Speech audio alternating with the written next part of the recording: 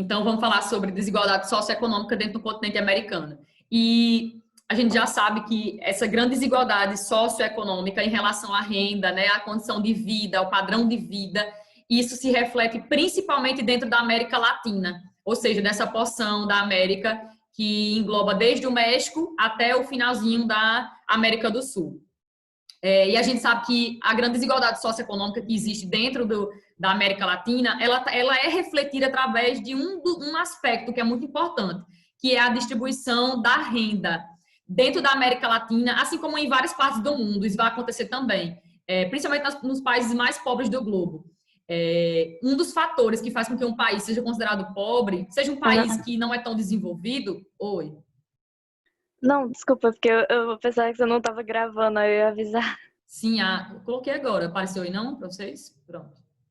Acho que coloquei. Aí sim, um dos fatores que fazem com que um país seja considerado pobre é a concentração de renda, né? É esse país concentrar muita renda nas mãos de poucas pessoas.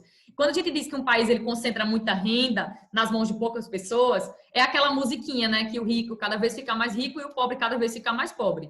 Que eu tentei cantar para vocês na última aula.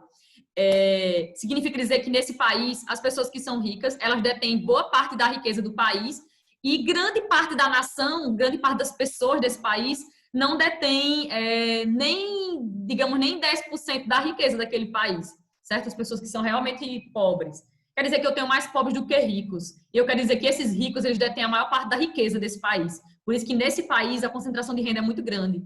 E aí, o fator que diz para mim que esse país é um país de grande desigualdade socioeconômica seria o quê? Seria a distribuição da renda que é muito desigual. No nosso país isso acontece, assim como em todos os países praticamente aqui da América Latina, né?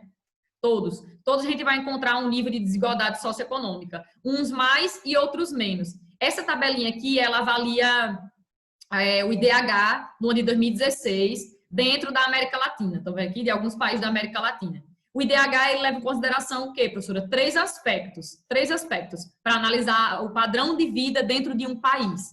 Quais são as condições de vida dentro do Brasil? Quais são as condições de vida dentro do México, dentro da Guatemala, dentro do Haiti, dentro da Jamaica, dentro do Chile? Quais são as condições de vida? Naquele país, o padrão de vida é um padrão de vida bom, adequado? As pessoas têm o mínimo necessário para se viver? A renda dessas pessoas é uma renda aí razoavelmente boa, onde ela consegue viver bem, tranquila, que ela tem ali o que é necessário para se viver? O IDH ele leva em consideração três coisas principais. A renda das pessoas daquele país, a renda, que a gente vai chamar de renda per capita, né? A renda per capita. Eu pego o PNB do país, tipo, tudo que é produzido dentro daquele país, o PNB é o Produto Nacional Bruto. Então, eu pego tudo que é produzido por empresas nacionais de um país, empresas que pertencem àquele país. Eu pego tudo que aqui é produzido dentro daquelas empresas ali nacionais e divido pelo número de pessoas do país. Aí vai me dar a renda per capita, ou seja, quanto em média cada pessoa daquele país ganha em tal ano, certo? O IDH ele avalia aí do ponto de vista anual, porque todo ano, todos os anos, é divulgado um relatório anual de desenvolvimento humano.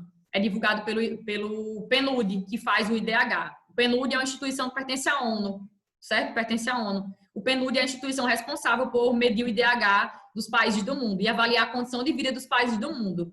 E aí o IDH, eu estou falando de forma bem simples, o IDH ele avalia três coisas. A renda das pessoas, que não reflete um dado 100%, porque, tipo, você vai pegar tudo que é produzido por empresas nacionais e dividir pela quantidade de pessoas do país.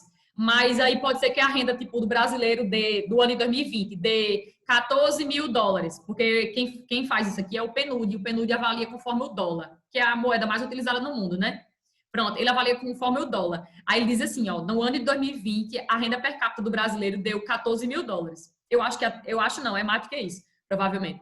Mas deu 14 mil dólares. Isso significa dizer, você está analisando esses dados, aí você faz, vixe, então quer dizer que cada brasileiro ganhou em média no ano de 2020 14 mil dólares? É isso mesmo. Mas vocês acham que isso acontece na prática? Esse dado reflete a realidade do brasileiro? Ou ele é um dado só geral? Porque eu peguei geral, tudo porque tem geral. gente que ganha menos. Exato, bem menos, né? Bem menos. Então, tipo, é um dado geral. Por isso que muitas vezes o IDH, ele não tem um dado preciso, ele não é um dado preciso, mas ele dá uma noção, assim, geral das condições de vida naqueles países.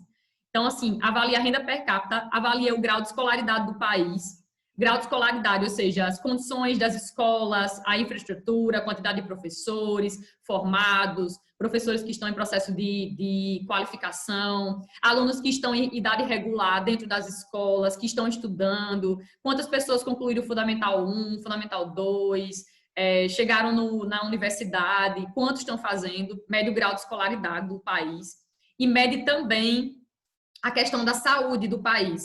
3 coisas são essenciais para o IDH, para medir a qualidade de vida de um país. A renda das pessoas, que faz com que ela compre as coisas que ela necessita, né? A escolaridade, o grau de escolaridade. Quanto mais informada uma sociedade, mais ela vai evoluir, consequentemente ela vai evoluir. E a outra coisa seria a questão da saúde, né? Um país que tem uma expectativa de vida alta, né? Significa dizer que naquele país as condições de saúde, as condições sanitárias são boas. Ou seja, que tem médico para atender a galera, né? Todo mundo, ou pelo menos boa parte da população.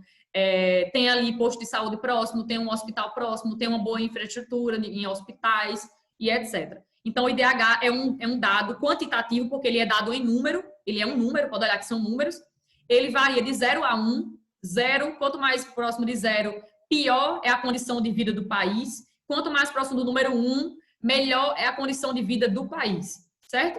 A gente diz de forma bem simples que, tipo, um IDH abaixo de 0,55 é um IDH de um país bem pobre, né? Um país aí menos desenvolvido. Um IDH entre 0,55 e 0,80 é de um país emergente, um país em desenvolvimento. E o IDH acima de 0,80 seria de um país com... ou um país emergente que está aí em condições de vias de... como é que eu posso dizer? Vias de desenvolvimento, de se tornar um país desenvolvido, ou um país desenvolvido, certo? Então, olha, aqui o que, é que a gente vai ter? Porque a IDH se divide em quatro parâmetros. Existe o IDH baixo, o médio, o alto e o muito alto. O muito alto são os países desenvolvidos. Aí o médio e o alto são os países emergentes, certo? O médio e o alto. E o baixo são os países realmente muito pobres.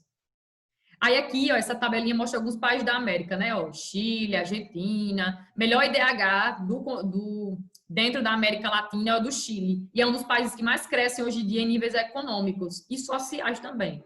Ó, Chile, Argentina, o Brasil aqui se localiza cadê? Terceiro, quarto, quinto, sexta posição, né? Dentro da América Latina, para vocês verem. Mas a maior economia dentro da América Latina é a do nosso país. É a maior economia da América Latina. Mas não é a melhor condição de vida, estão vendo aí? Não é a melhor condição de vida. Conforme o IDH, a melhor condição de vida, melhor padrão de vida está no Chile. Seguido pela Argentina, Panamá, Costa Rica. Não, desculpa. Panamá, Costa Rica, Cuba e Brasil. Em relação à condição de vida, né? Condição de vida, que analisa essas 3 coisas. Renda, educação e a saúde. Economia, né, no caso. Então, e aqui segue, né? O Haiti é a pior condição de vida dentro da América. Tipo, é o país mais pobre da América. Olha o IDH do Haiti, ó, 0,493. Lá a expectativa de vida é bem baixa, a renda das pessoas também é bem baixa, as condições de saúde são muito precárias. Enfim, é um país que as condições de vida são bem tristes, bem precárias mesmo. Então, eu posso afirmar aqui para vocês, dentro da América Latina, as condições de vida são, de certa forma, desiguais. Tipo, tem países que apresentam uma condição de vida melhor do que outros. Tem, é verdade. E existem alguns fatores para delimitar isso aí. Como um deles seria a questão da saúde, outra a questão da educação e outra seria a questão da renda per capita, a economia, né, das pessoas, do país e a renda per capita das pessoas. Isso seria definitivo. Mas o que a gente pode dizer, em suma, no geral, é que dentro da América Latina e dentro de alguns países, né, dentro da América Latina, a gente vai ver que o fator que é primordial para explicar essa questão de pobreza, riqueza, concentração de renda, é a distribuição desigual da riqueza. Por quê? Porque a renda ela não é bem distribuída entre as pessoas dos países. E como por exemplo, o Brasil, né, que aqui a gente tem pessoas que são uma grande concentração de renda, pessoas que concentram pequeno grupo de pessoas concentrando grande parte da riqueza e um grande número de pessoas que não conseguem concentrar a riqueza, né? Porque não detêm a riqueza. A riqueza não está nas mãos dessas pessoas.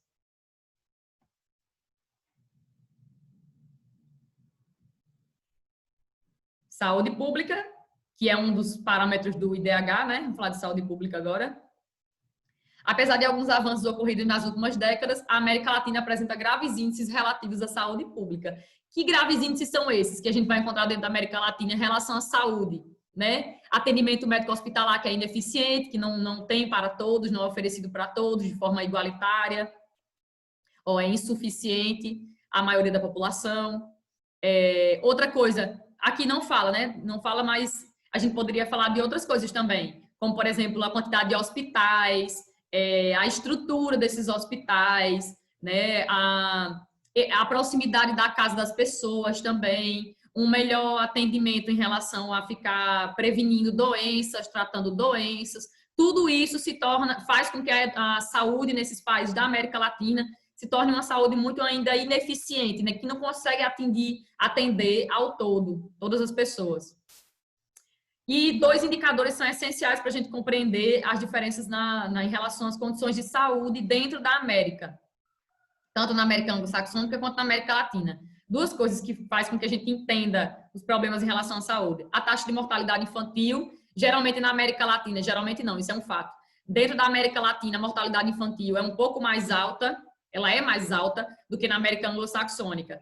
Quando a mortalidade infantil ela é mais alta, significa dizer o quê? O que é essa mortalidade infantil? São quantas crianças morrem antes de completar 1 ano de idade. Num grupo de 1.000 crianças nascidas vivas, quantas morrem, professora, antes de completar 1 ano de idade? Isso aí vai se refletir na taxa de mortalidade infantil daquele país. Todas as crianças que morrerem antes de completar 1 ano de idade, entra dentro dessa taxa aqui, que é a taxa de mortalidade infantil. A gente sabe que esses primeiros meses de vida de uma pessoa são essenciais, né? Para que a pessoa consiga viver, né? mais anos. Que ela consiga estar viva, sobreviver. Então, é nos primeiros meses de vida que aquela criança ela tem que ter toda a atenção necessária para a sua saúde, voltada para a sua saúde. Ela tem que tomar uma série de vacinas, tem que passar por uma série de consultas, tem que ser, como é que eu posso dizer? Acompanhada por médicos que tenham uma especificidade para cada tipo ali de doença ou de prevenção de doenças que ela tem que passar, aquela criança tem que passar. E aí, quando o país ele tem uma taxa de mortalidade infantil alta, significa dizer que possivelmente naquele país a expectativa de vida não é uma expectativa de vida alta, né? Muitas crianças estão morrendo antes de completar 1 ano de idade. E sem contar que a saúde daquele país, mais uma vez, indica que aquela saúde não é uma saúde boa, não é uma saúde eficiente, uma saúde que consegue chegar a todos, né? Que está ali para todos. Então, é um país que passa por dificuldades em relação à saúde e que precisa melhorar futuramente. Dentro da América Latina, o que a gente vai ver? Em alguns países, a mortalidade infantil ainda é alta e a expectativa de vida baixa, indicando que esses países precisam ainda progredir muito no ramo da saúde, né? Melhorar sua infraestrutura, a quantidade de médicos, o atendimento, enfim. As condições sanitárias também da população se refletem na questão de doenças e etc. Então, 2 indicadores são essenciais para a gente entender, compreender a saúde, tanto na América anglo-saxônica, que é bem melhor as condições de saúde, quanto na América Latina, que é a taxa de mortalidade infantil e a expectativa de vida. E a gente viu já que a expectativa de vida nos países mais desenvolvidos ela é bem mais alta, né? Fica aí numa média de 80 anos, enquanto na América Latina vai depender do país, óbvio. Mas, tipo, tem país que a expectativa de vida é em torno de 60 e poucos anos, né? E aí, isso reflete a grande diferença que existe dentro da América como um todo. Tanto os países mais ricos quanto os países mais pobres. Essa diferença que existe, né? Olha aí, taxa de mortalidade infantil e expectativa de vida no ano de 2016. América anglo-saxônica, Canadá, Estados Unidos, a mortalidade infantil abaixo de 5 anos. Aqui, no caso, seria até 5 anos. Quantas crianças morrem antes de completar os 5 anos de idade? E aqui a expectativa de vida em anos. Quanto, em média, as pessoas daquele país poderiam viver de acordo com as condições médico-hospitalares daquele ano ali, que é o ano de 2016. Olha a expectativa de vida do Canadá, 82, nos Estados Unidos, 79.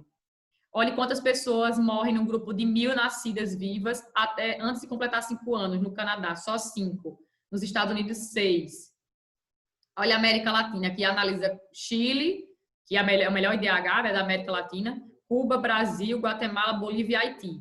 Olha o Haiti, né? Eu falei que é o país mais pobre dentro da América Latina. E realmente é. Olha a expectativa de vida deles, ó, 63 anos só. Em média, um haitiano vive conforme as condições de 2016, né? Viveria até no máximo 63 anos. Seria a idade aí, a média de idade que eles tinham de expectativa de vida. No Brasil, nesse mesmo ano, ó, a expectativa de vida é bem próxima da realidade dos Estados Unidos, né? Que é 79, aqui seria 74 nesse ano aí. A gente poderia olhar o dado recente, viu? Deixa eu ver se tem um dado recente aqui. IBGE países. Estão vendo isso que eu estou digitando aqui? Então, né? Estão vendo? Brasil, bandeirinha do Brasil. Estão vendo isso ou não? Oi, vocês estão vendo isso? Sim. Aham. Yes. Ok. População, olha, população total do Brasil no ano de 2019. Esse aqui é o site do IBGE, né? Em média, nós somos mais de 211 milhões de pessoas. Nós somos mais de 211 milhões. Aí a nossa expectativa de vida... Não tem expectativa de vida aqui, né? Que interessante, não tem. Tem que fazer uma procura melhor. Mas tem a taxa de mortalidade do ano de 2017, ó, é o dado mais recente que tem aqui. Em torno de 6 pessoas a cada 1.000 pessoas morriam naquele ano. E a natalidade, ó, 14. Quer dizer que o nosso crescimento vegetativo é positivo, porque está nascendo mais pessoas do que morrendo nesse ano aí. Eu estava aqui, tem expectativa de vida aqui. Aqui é a taxa de crescimento da população, como é baixa a taxa de crescimento do Brasil, da população, menos de 1%. Mas não tem expectativa de vida. Depois deixa eu ver se tem aqui. Em saúde. Não, tem não. Só tem consumo calórico e incidência de subnutrição. Deixa eu ver se tem aqui. O nosso IDH 0,761 é de um país emergente, que fica em torno de 0,55 a 0,80. Aqui tem, ó. Não estava encontrando no canto que tinha, não sabia que tinha. Ó, indicadores sociais de esperança de vida ao nascer do ano de 2018, é o dado mais recente que tem aqui no site. Ó, a nossa expectativa de vida já está em torno de 75,7 anos. Isso aqui, ele tende a aumentar ou a diminuir de acordo com as condições da saúde nesse país, né? Tende a aumentar ou diminuir. Deixa eu voltar aqui para o livro. Pronto. E aqui faz um comparativo com outros países, né? No caso, o nosso melhor IDH é o do Chile. Então, o Chile apresentou uma expectativa de vida, ó, de igualzinho à expectativa de vida aqui do Canadá, tá vendo? De um país desenvolvido, a expectativa de vida deles, 82 anos. E a mortalidade infantil, ó, num grupo de 1.000 crianças, antes de completar 5 anos de idade, ó, morreram 8 nesse ano, uma média de 8 crianças. Também é um indicador muito próximo de um país desenvolvido. Isso indica que o Chile é um dos países que tem uma progressão aí para o futuro de desenvolver muito do ponto de vista socioeconômico, tanto em relação à sociedade quanto em relação à economia. E a gente vai falar da economia depois. Ok? Eita, 10 minutos. Oh my God. Deixa eu...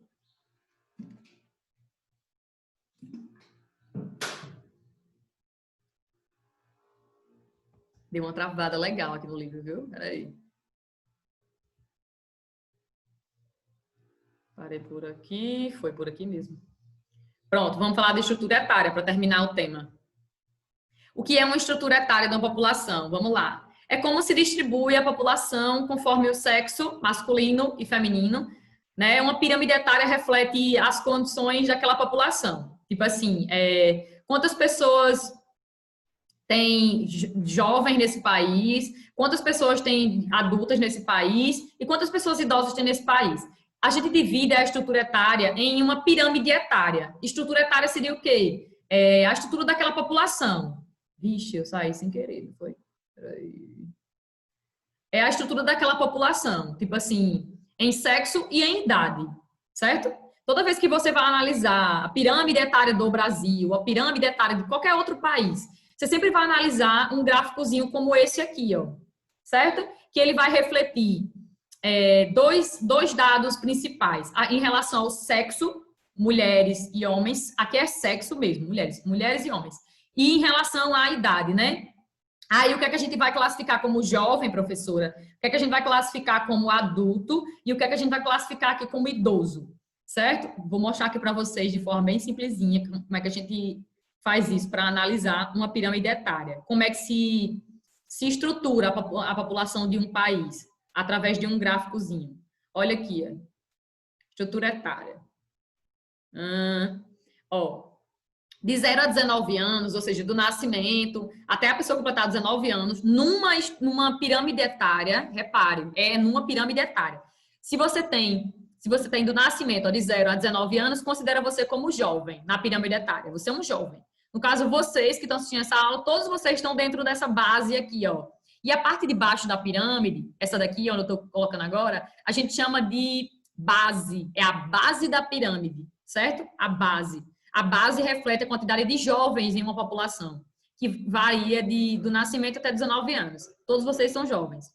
Ana Beatriz não está mais dentro dos jovens. Ana Beatriz, ela está dentro desse segundo grupo aqui, que conta de 20 anos de idade até 59 anos de idade, que seria a população adulta. Então, o corpo da pirâmide, o corpo, né? Vou chamar de corpo. Essa parte mediana aqui, ó, do meio da pirâmide etária, que divide aí a população entre sexo e entre idade, né? Essa parte do meio seria a quantidade de adultos que existe naquela população, que você está analisando aquela pirâmide, certo? O corpo da pirâmide, a parte do meio da pirâmide, certo? Vai ser a quantidade de adultos. E o topo da pirâmide, repare, eu estou falando de base, de corpo e de topo, certo? O topo da pirâmide indica para a gente a quantidade de idosos, ou seja, de 60 anos em diante. Se você tem 60 anos em diante, se você estiver analisando uma pirâmide etária, essa pessoa está aqui, ó, está no topo da pirâmide, que são as pessoas idosas, certo? E aí, a gente, estudando uma pirâmide etária, a estrutura de uma população, a gente consegue refletir sobre muitas coisas, tipo a questão da educação, consegue refletir sobre taxa de natalidade, taxa de mortalidade, expectativa de vida, condições de saúde daquele país. Tudo isso uma pirâmide etária vai refletir para a gente.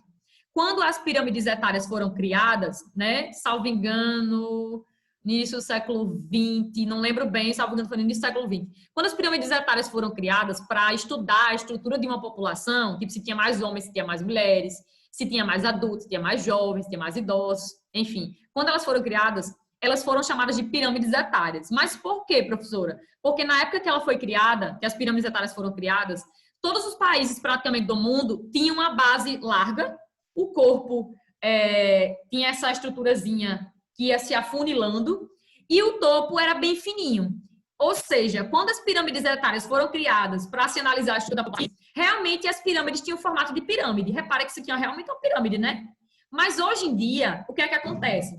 Muitas pirâmides etárias não têm mais formato de pirâmide. Tem umas que têm formato de retângulo, tem umas que é uma pirâmide invertida, né? Por quê? Porque nos países mais ricos do globo, a gente não vai ter mais essa estrutura de pirâmide etária. Nos países mais ricos, a base da pirâmide, ou seja, essa galera aqui que é jovem, até 19 anos, a base é bem curtinha, aí o corpo, que é essa parte lateral de adultos, vai estar bem larga, e o topo vai começar a ficar também mais gordinho não, como é que eu posso dizer? Mais largo, o topo vai ficar mais largo, certo? O topo vai ficar mais largo. E isso indica o quê? Que a expectativa de vida naquele país ela é uma expectativa de vida relativamente boa, que as pessoas estão vivendo bem e que as condições de saúde daquele país são condições boas para a população, né? Porque muitas pessoas estão chegando à terceira fase da idade. Estão compreendendo? Sim. Muito bem. Agora vamos analisar aqui algumas pirâmides etárias, né? No livro de vocês traz algumas. Vamos fazer um comparativo de uma pirâmide etária de um país que é da América Latina, né? E de um país que é da América Anglo-Saxônica. Aqui a gente vai ter o quê? Pirâmide etária 2018, tal, tal, tal. Ó, Estados Unidos, Canadá, e aqui de cima são dois países da América Anglo-Saxônica, né?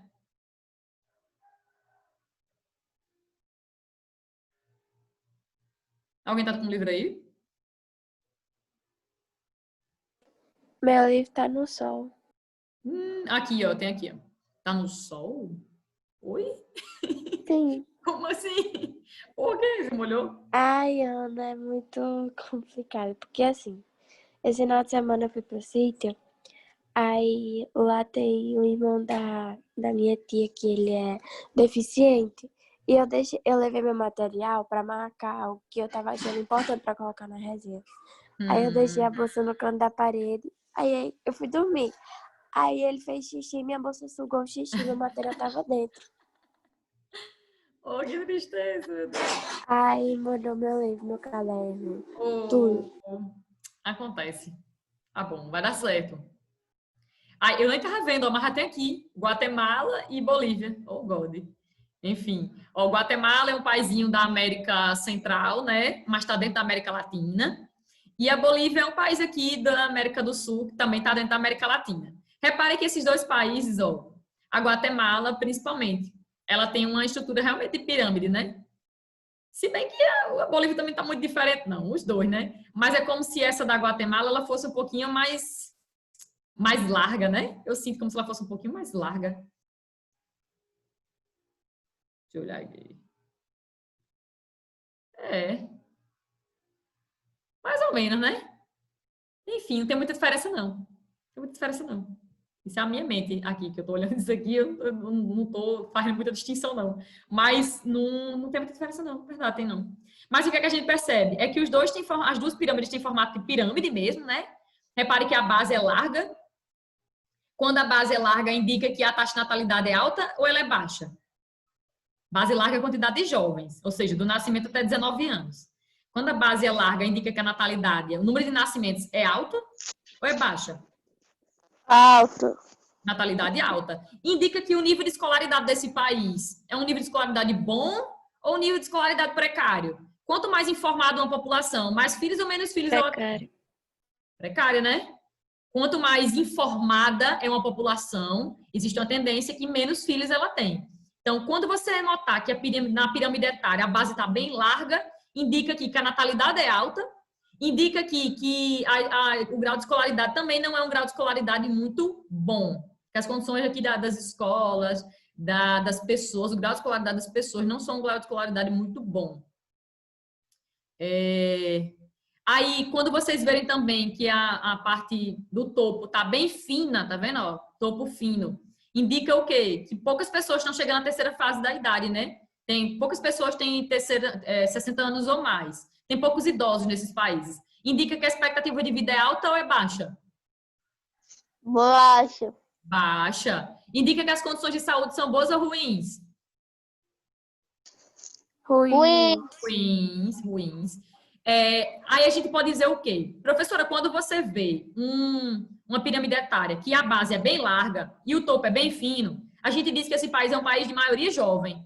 Eu vou encontrar aqui mais jovens, como por exemplo aqui na Bolívia, eu tenho mais jovens do que adultos e idosos.